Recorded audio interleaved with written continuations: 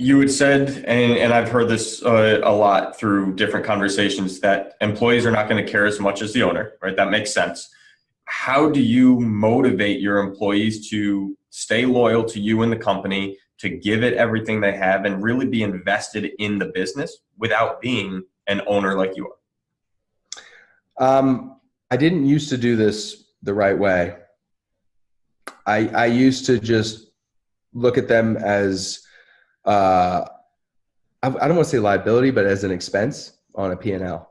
are? Okay. And then I realized that without them, I'm doing that work. And that seems obvious, but it changed my approach. And I started seeing them as people, not as machines.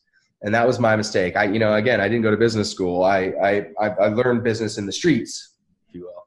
Yes. So for me, that was a learning curve. And so what I've started doing a couple years ago, I think, probably 5 years now, is investing in them too. They're showing up.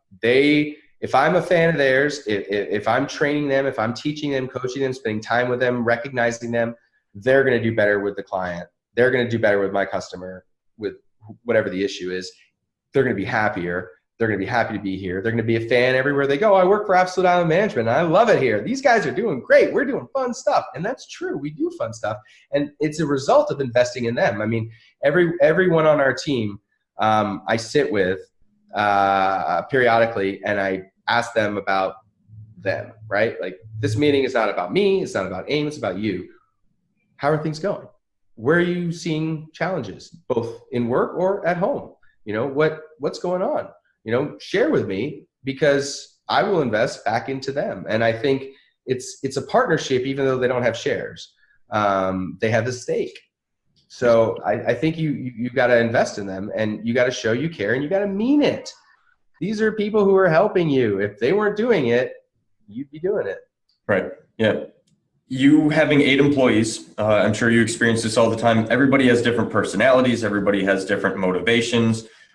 What have you learned along the way to where you can optimize the individual and be able to motivate them on an individual basis, not just as an overall blanket 8-person team?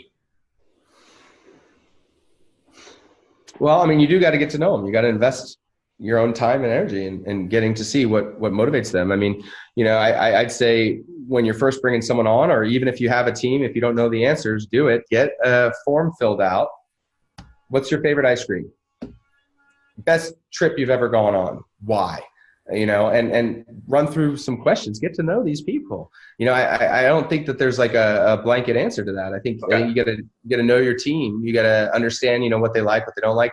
Always remember birthdays. Put it in your calendar. Put it in your Google Calendar. Have a reminder pop up.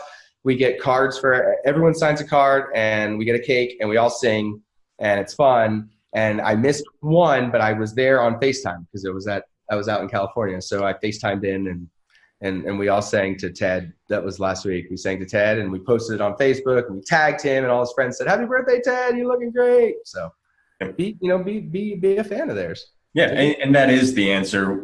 The time that you take to sit down and get to know them, both before they're actually employees and along the way, that's allowed you to really figure out what their personalities are and why they're there working for you and what gets them up excited in the morning.